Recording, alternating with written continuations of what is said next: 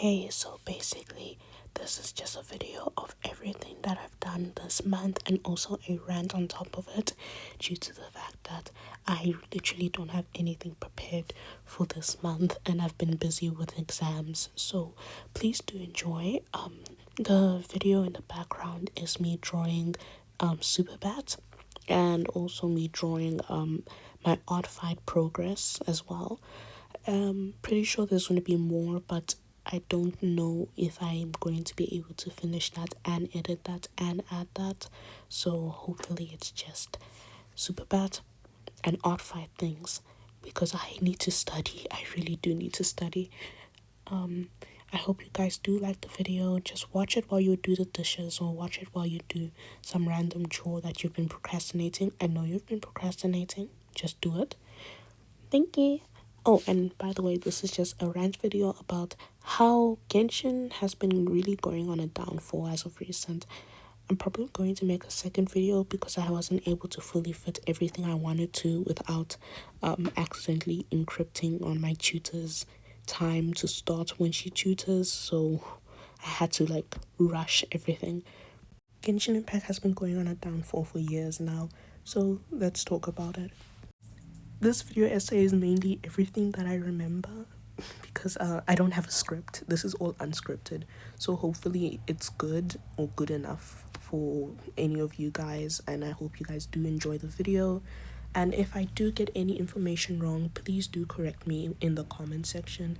I would like to have another video where I just go through what I said wrong or did wrong so that I can correct everything properly. Not like it's an apology video or something, but just acknowledgement video. For the sake of understanding, I will not be using versions or 3.5 or Luna to explain what type of timeline I am currently on, but rather to explain, not rather, I'm not going to use anything such as 3.1 or 2.3 to explain the timeline, but rather I would use Inazuma, Leeway, or regions specifically to mention what type of area and time I am in. And for areas that updated later on in other patches, I will specifically mention Leeway Part 2 or Leeway New Area, so that you can understand where and why I'm talking about that specific thing. Introduction of Genshin Impact was the start of Leeway and Mondstadt. This was our first introduction, or many others' first introduction, to gacha games and gacha mechanics. Therefore, everything was new and uncharted territories.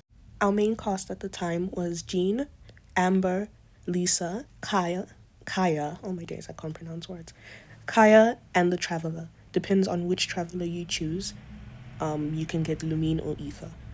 But basically, Kaya was the only darker skin representation at that current time, which is actually more than what we get in other gacha games like Everness to Enderness, oh my days, or ZZZ. They had a humongous boom of players, humongous. It's during peak COVID, if you could picture it yourself. Everyone is just stuck at home, there's nothing to do, and then a new game comes out. It's just free. You don't need to pay for entry fees. They haven't really known the existence of gacha properly, so therefore they assumed, oh, everything should be free, or somewhat. I'm not speaking for everyone when I say they assume. I'm mainly saying that mainly the people around me assumed it is a fully free game. Therefore, a lot of people started off playing it realizing it's not fully free, but later on still continuing to play it. Hell, even the announcement trailer sits at 2 million, 2 million views. An announcement trailer, the first ever video of Genshin Impact, sitting at that high amount. It had a clear story in mind and a clear vision for the future. That actually shows during the Dainsleif trailer. Within the trailer, Dainsleif speaks to the Traveler, whichever one you choose, basically explaining the entirety of Teyvat within 2 or 3 sentences. So they clearly tell us what the future ideas of each nation is and truly tell us what amount of nations. Sorry, my English is not good.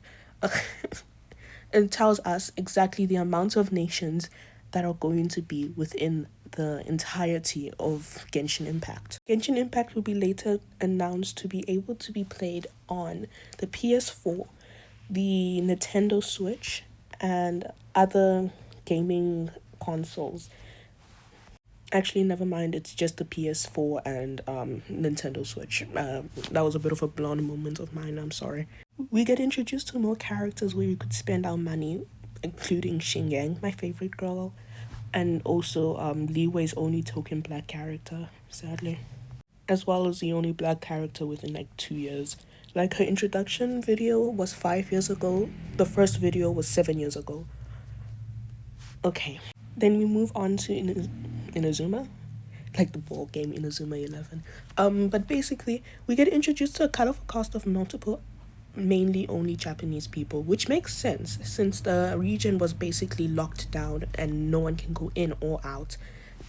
So this is like the only version where like Genshin's blatant racism and colorism can be excused. As well as the fact that they were mainly focusing on the region specifically. Mostly all the new characters that are not within Inazuma were not introduced in this period. The only two characters that were not in Inazuma were Shinha and Yunjin. Yo, I'm so sorry if I did not pronunciate that right. And now this is where we get to the main problem and also when I started actually playing the game. Sumeru. Sumeru to me was a blatant show of Hoyo versus colorism and trying to put it into the world of Genshin Impact while hiding their failure to understand why their colorism is wrong. Before around the time when Candace and Sino were released, the amount of darker skinned characters we had or received were close to 1 or 2. Meanwhile, the roster of characters grew exponentially. Again, the only excuse that is actually proper is the fact that they were writing Inazuma at the time, but Inazuma is isolated, therefore there should not be any other characters but Japanese specific or Inazuman specific characters, which Inazuma is inspired by Japan, therefore Japanese specific characters. However, the previous two regions were actually open for trade, open for travel, open for the entire rest of Teyvat to live in. Therefore, they should be more other skin tone colors, or at least not the exact same skin tone, and more tans and more variations between other characters and not paper white. Sumeru mainly being inspired by India, the Middle East, and any sort of desert areas would mainly make you believe that most of the characters have to be inspired by those specific people. And before anyone says, oh, but Indian people can be white too, we understand that. Therefore, I'm not complaining that 1 or 2 characters are lighter skin tone. I'm complaining that almost every single other character is a lighter skin tone, and then 3 characters at most became darker because they were in the desert most of the time. And excluding Candace and Sino, those are the only 2 darker skinned characters that are actually darker skinned. Like Dea, or I don't know how to pronounce her name sometimes. Dea is slightly tanned. She is basically every single white person you've ever walked around that's been in the sun for a little bit longer than 5 minutes. She is just slightly tanned. She cannot be considered a black person representation or a darker person representation if she's just tanned. But I'm not complaining that she is a darker skin tone. I am complaining that there are not more darker skin toned individuals, specifically in Sumeru. Nahida being Dea's skin tone would make more sense.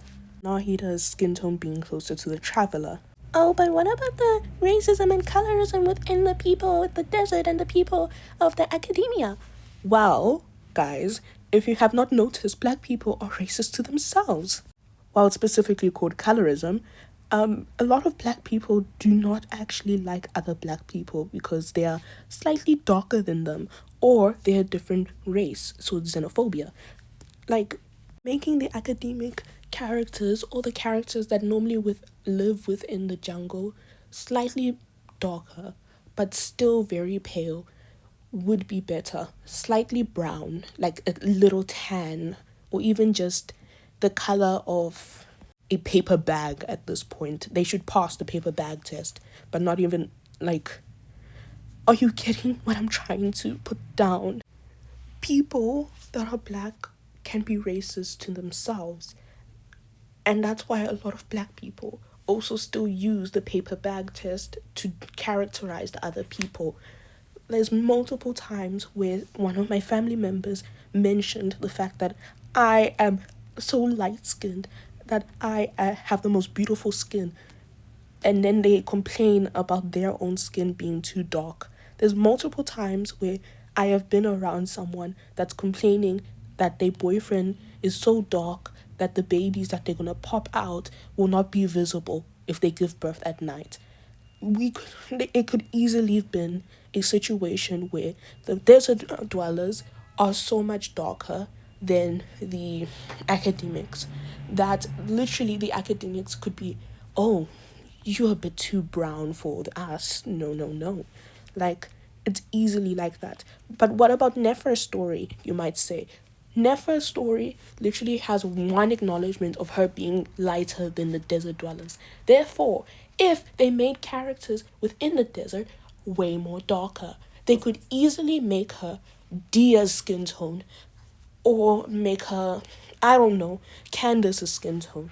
And then people would have been like, oh, you're much lighter than those desert dwellers. Still, it would have still made the same story either way. It wouldn't have changed the story. It wouldn't have made something too different.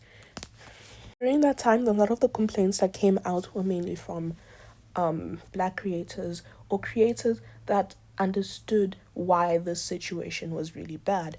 Therefore, a lot of people decided to revolt to, oh, but it's not that big of a deal. You guys have 3 characters. It's not that big of a deal. Naming the characters that we have isn't going to solve the issue.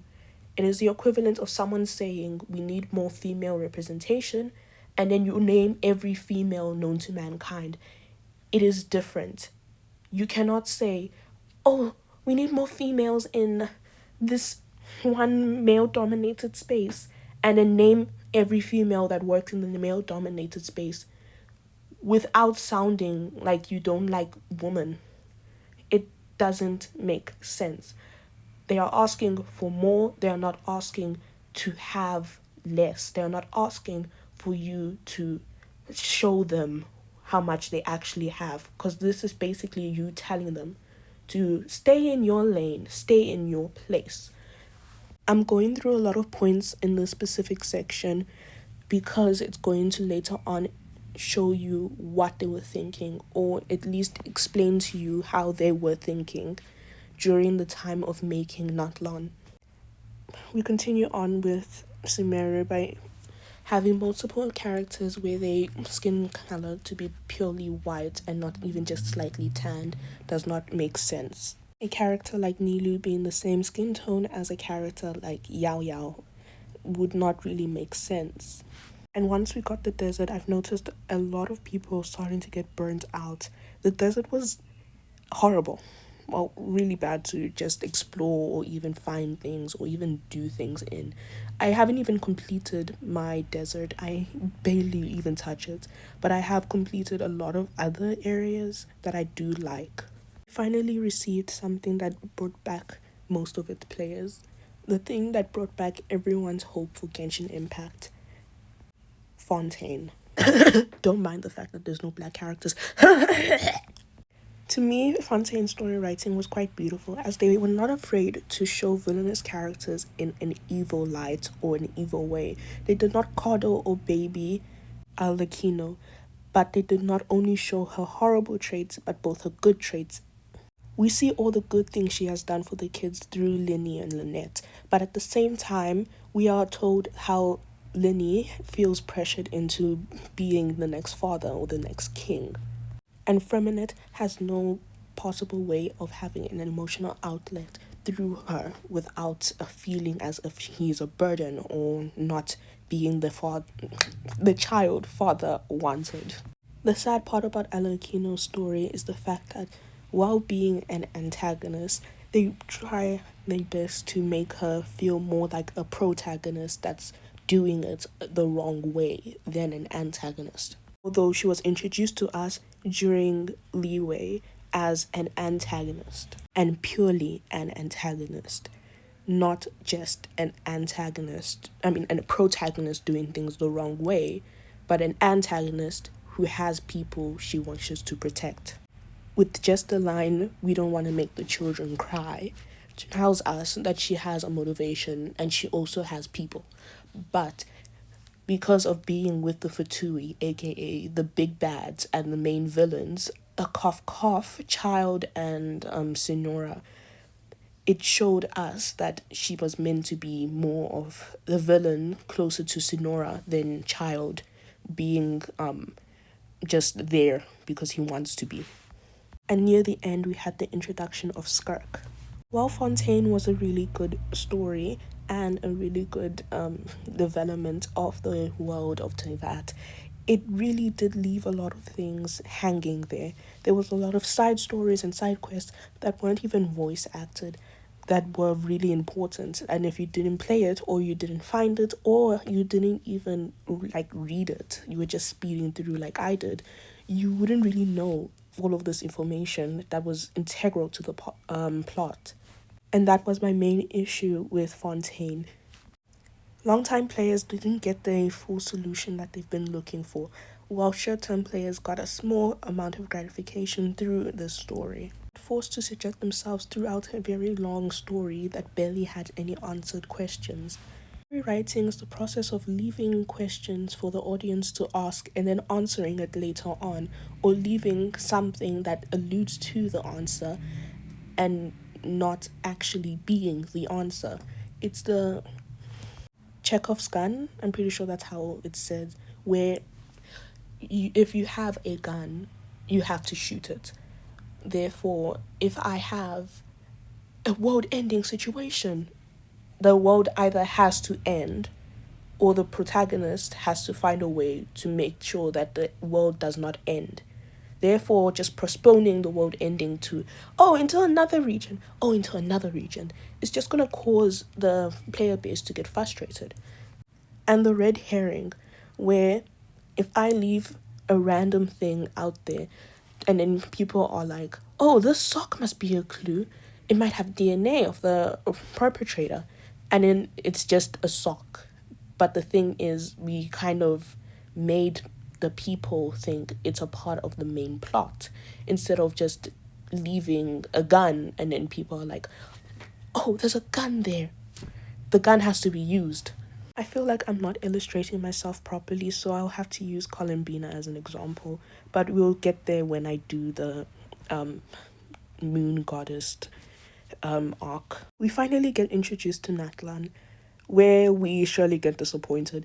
Genshin Impact clearly stated that Natlan was inspired by Africa and African countries and Latin American countries.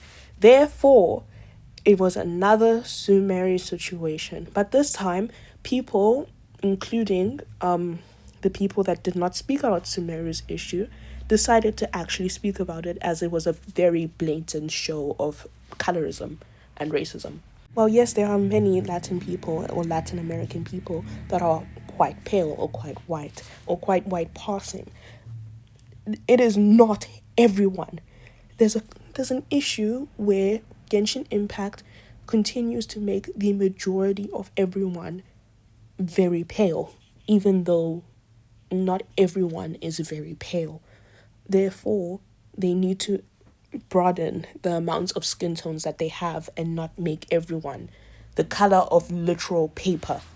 And the thing is, Genshin Impact understands that. That's why a lot of the NPCs are brown. That's why a lot of the NPCs are dark-skinned. That's why a lot of the NPCs are slightly tanned in Notland. Like, they understand that people are not one specific shade. But why exactly are all the playable characters in Notland white? But what about Milani? Someone might say. She is tanned. we can clearly see that she's tanned.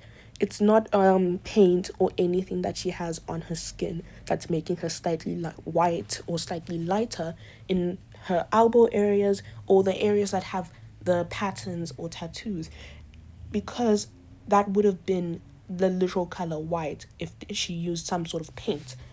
But rather, it is just a lighter skin tone. Therefore, it states that she is tanned, as well as the fact that she is not really like brown enough to be a brown person. She could be considered a light skinned, but that is way too bright to be, well, a brown person, therefore alluding to her being white but just tanned. Shilolan is one of the worst examples of the colorism, because they literally take from black culture, from roller skating culture. They took the emote from a literal black person that did the emote just to make her this skin tone. Like, it it does not make sense. A DJ, she's a roller skater. She has a lot of characteristics that are associated within black culture, but then they still make her white or just slightly tanned. Not even Mulani levels of tan, like even lighter than that. It is just purely disappointing how they just butchered the entire culture. Like, there's no excuse of, oh, but they slightly whiter, oh, but there's no excuse within the specific time frame for all these characters to be white. Oh, but what about Latin America? What about the people that are slightly meant to be like representing them, such as Malvika or Chaska? Like, having one or two characters that white is fine. Yet again, make them slightly tanned. Like, Chaska being paper white doesn't make sense, but Chaska being Mulani's skin tone would make more sense. Two of the darkest skinned characters came out 1 year ago. The game started 7 years ago. There are so many more characters than just two. We need more representation within Genshin Impact, and it's starting to get it's not even starting, it's been really bad. It's like really bad. The end of Nocry began, and then this is where I started playing the game again, because Nocry was so bad I generally could not play this game anymore. So we get introduced to Bennett's story. We find out that he's from Notland. Yet again, why is bro so white? But it's okay. Maybe he's one of those few. Maybe. That's fine. But at least we finally get we finally get our Chekhov's gun. We finally get the end of a story. We finally get the thing veteran players have been begging for. Because I was there around the time when people started speculating whether or not Bennett was from the same region that the black girl from the trailer was from, because they had like a similar scar. Like, I was there. Therefore, I was very happy to find out that, well, we actually get an ending to the story. And it was true. He was from Northland. Very happy. But at the same time, quite upset because, why is he the same color as Inefer? Alright, then it came to the end of Notland, thankfully. And we got our do-over region. This is what I'm going to be calling it from now on, because it truly was just the do-over of Genshin Impact. Many people are upset that a lot of the story was just forgotten or just thrown away, and a lot of characters were just kind of forgotten as well. We meet so many people, we meet so many issues, and then we find out so many things about that. But then we can never figure out what happened near the end. I understand that if it's an open world story, some things don't end until the world ends, or some things don't get discovered until the world is gone. But the way that they wrote it doesn't leave us satisfied or leave us with a somewhat answer of the beginning. just an answer of the middle parts and not even the end. Like, it did not make sense to us. Therefore, they told us during a special live announcement that they will be introducing Not Cry, which is an added region. Doesn't make sense because we were introduced to 7 regions, not 8. So why would they? It was because they wanted to finish off the story or explain everything in the story without leaving any blanks, which would not be possible because of the amount of things that they left blank. This is about like like 6 years worth of story. It's actually no, it's 7 years worth of story that they basically left unanswered. You cannot fix that within one patch, that they slowly have become so much smaller. Patches used to last so long, and now it barely lasts a year. Like, imagine if Genshin Impact only lasted 1 year per patch. Genshin Impact would have been finished by now. But it didn't last 1 year each pack. But now it does. Fontaine was a year. Notland was a year. We needed more than a year to fill out any loose blanks within these stories, especially in Fontaine, because Fontaine was, well, really long, but not having enough information within it to have a conclusive story. There was just the main story that was finished, and then everything else was threw away to the wolves. The characters of this replacement was just white people. And then we get introduced to Nefer, and we think, oh, she has a desert design, that's cool. But why exactly is Nefer the same skin tone as, I don't know, the moon goddess, the person that never seen sunlight in like years? It did not make sense. Again, with character design, she I have spoken about this while I was talking about Natlan. She's from, I mean, not Natlan, but I was talking about Sumeru. She's from Sumeru, she's from the desert. People said, oh, but you are too light to be from the desert. And then she did pass amongst the other people. Yet again, if Sumeru was done right, they would have made every character slightly brown or slightly tanned.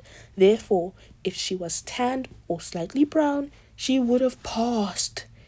It wouldn't have made any difference. Like, she would have been a little bit called out or a little bit like a sore thumb in Not Cry, but like that's what she already is with her green design and like the Egyptian everything around her and the makeup on her eye.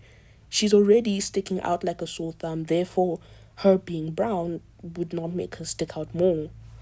We get introduced to many more characters and progressively getting worse stories.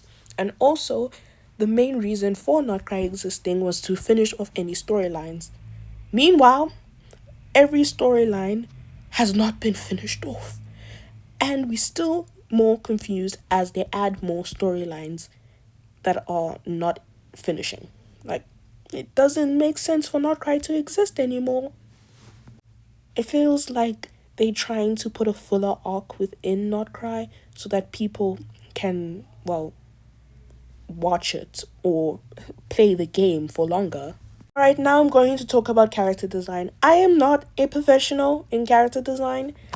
I do character design my own characters, but at the same time, I am not a professional. I repeat, I am not a professional. Character design can tell us a lot about a specific person, like their job, their economic standing, their background, their beliefs. It can tell us a lot. Therefore, Genshin Impact's character design has to tell us a lot because we barely have any time with the characters. As well as it being a gacha game, gacha games really want you to spend your money on the character. Therefore, the character needs to look nice or at least have a distinct appearance towards other characters. Because if character A looks just like character B, but just does different things, a lot of people are not going to get character B if they already have character A. But if they both look different and they both do different things, both people are more likely to get both of them. But this is only for people that pull to get the character because they like the character, not for meta. I'll be separating every single one of these characters by region, so I'm not going to speak by the time that they were introduced to us, so that I can kind of speed it along without needing to remember which one came by region by region. I am a really good yapper, but I'm not that good at memorizing that amount of things. I'm sorry. The goal of character design is to tell us what the person is and who the person is without needing us to like repetitively read something or listen to something or look at them for long, because well, we need to be motivated to at least buy the character. Therefore we need to know if the character looks pretty or looks nice or even is worth buying. So I'll start off with Jean. I mean, Jean does look very professional and understanding. I'm not understanding, very professional and a bit uptight because of the way that she has her collar up to her neck. She looks more like neat and presentable than Amber. And well, we wouldn't guess what she is, but we would understand who she is. Amber, yet again, is a very playful character. We wouldn't guess what she is because, well, it's a career that doesn't really exist in the real world. Therefore, how would we know? Lisa, Lisa looks like a witch, not a librarian. So that was kind of confusing. That was really bad character design to what I believe. I'm probably gonna go through this properly even more because, well, I don't have time to edit everything. But if you go through mainly Mondstadt characters, they all have pretty distinct designs, different silhouettes, and different, well, jobs that are shown throughout their character and throughout how they look. So we kind of will guess what they do, and well, we will understand why they are there. And now I get to the worstly designed character within the entirety of Mondstadt and the game. Prune? I don't know how to pronounce her name. Prawn? Either way, she was mainly a character that feels inspired by Millie Astro Wonderland, aka the game mechanic that no one wanted or no one really asked for. And while we're trying to get rid of that game mechanic, Genshin keeps trying to force us into actually doing the game mechanic because it was going to make them more money. It doesn't make sense for her hair to be fully purple. It would have made more sense if it was a lighter purple or if it was a different color, but it's just the hair that's the main issue when it comes to her design. And the lack of a distinct silhouette, as she's quite similar to all the child characters, especially Nahida, but most child characters always look similar with the specific type of dress that they have. Like Klee has a similar kind of dress to Prune, so it kind of makes sense, but at the same time, we need a better coloring palette for her. We need a better visual or silhouette. We need a better silhouette for her, and just a bit of a waste of a character and potential. Leeway characters are mainly all elegant and well, they have different color palettes and different silhouettes, different personalities. The main issue is the children characters like Chi Chi and Yao Yao. They have similar silhouettes. The only thing that differs is the fact that Yao Yao's hair is slightly different and she's carrying a bag, while Chi Chi, it's the fact that she has a hat and maybe the two little balls at the bottom of her her cape. But it's very, very similar silhouettes that kind of make it feel like almost every child character has that exact silhouette, which can make it feel like they just copies of each other, but it is better. My favorite design from all of them is Ying Wang, because she is the only character that is fully covered, that has a long dress, that is like very elegant, that continues to show up in the plot multiple times. And like, Noelle, I'm sorry, Noelle, my goat, you will be defamed. And is not really inherently sexualized throughout her like appearance in Genshin Impact. The entirety of the Inazuman characters have different silhouettes. There's a character with a long dress. Remember this. There's always one character in each patch that has a long dress. So let's not. And then there's multiple other characters that have different types of color patterns, different types of I forgot what I was gonna say while I was saying it. I'll get to Fontaine now. So Fontaine, well, being the more eccentric bunch, they did have really well created characters and really detailed characters, as well as introducing the first female character with pants, Alekino. I was so happy with that. And I don't mean shorts, I mean pants. So a lot of the characters are very older characters. There's only like one young character. She does have her own silhouette because of the ears and being a Milazine, but it sets her apart from all the other kid characters than the characters that are like visible here. Yeah, Natlan, really bad, bro. They have like two two black characters. I'm not even going to touch this until like I get to a video where I actually need to talk about the character design. I'll talk about the character design later. I'll talk about it in a different thing. But two is so bad. No. I guess I'll talk about Sumera now. I was trying to avoid that. Sumera has the longest cast line, where there's Sethos, who's apparently meant to be brown. We don't know if he is. He's very light. Dia, again, very light. Candace, yet again, very light. Sino, yet again, very light. That's one of the reasons why I said, why I believe those characters have to be darker, while the lighter, whiter characters, except for Wanderer, because it makes sense for him to be that white, should be the Candace's level of brown. Therefore, it would have easily made it so that characters can be racist to themselves, but at the same time, Genshin Impact is not racist. Hoyoverse is not going to be racist. Then I guess I'll talk about Not Cry. Most of the character designs are very nice. In Nefa, I don't know why she has boob jiggle. She's a robot. And then a random piece of skin on her doesn't make sense. Like near her back, it just doesn't make sense. It should have just been full metallic, no jiggle, no boobs, no hips. If you want the hips, then keep the hips, but just no boobs, no jiggle, no nothing. Then Lauma, it kinda made sense why her outfit was like that. At the same time, we do need to realize they are kids in playing this game.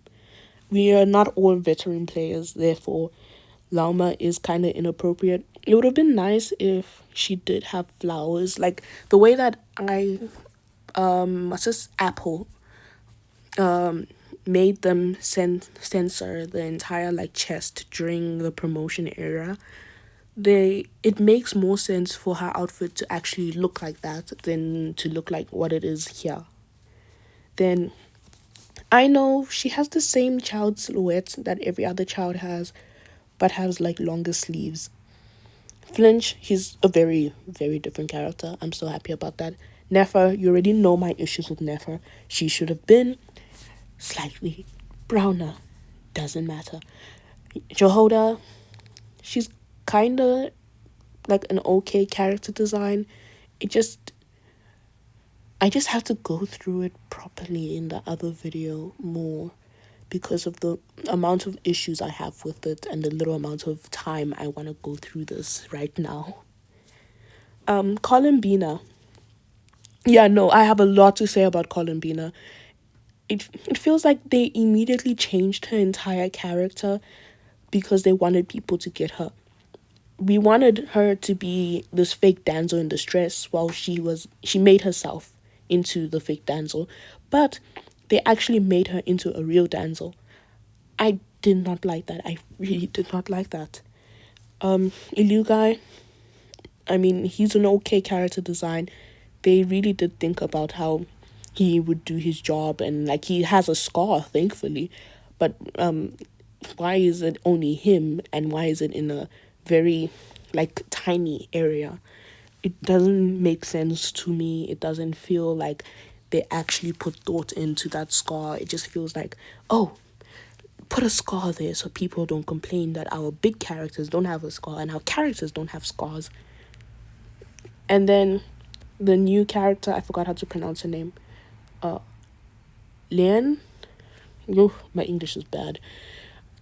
She's very cute and very well detailed. At the same time, it feels weird. I don't know. I'm gonna go through it properly in the next video. I'm really done talking about this. I spoke about this for like 40 something minutes straight. I would rather actually do my foreign language classes right now. I'm about to do my foreign language class right now. I would rather do that actually. So, thank you for watching my video. Do remember, if I did say something wrong, please tell me in the comments so that at least I can talk about it later on in another video. And also, I decided I'm going to start doing AO3, so if I randomly get hit by a car, a fire happens, an explosion happens, you know why. Bye. Thank you so much for listening to almost 40 something minutes worth of ranting. Actually, if you stayed this long, you're a psychopath or something, or you're just procrastinating so many chores. But basically, thank you.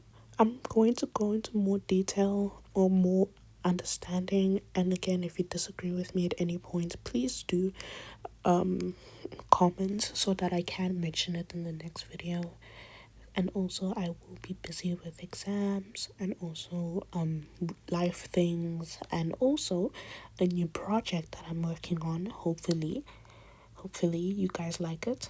I really hope you do. Thank you so much for listening to the video. Bye.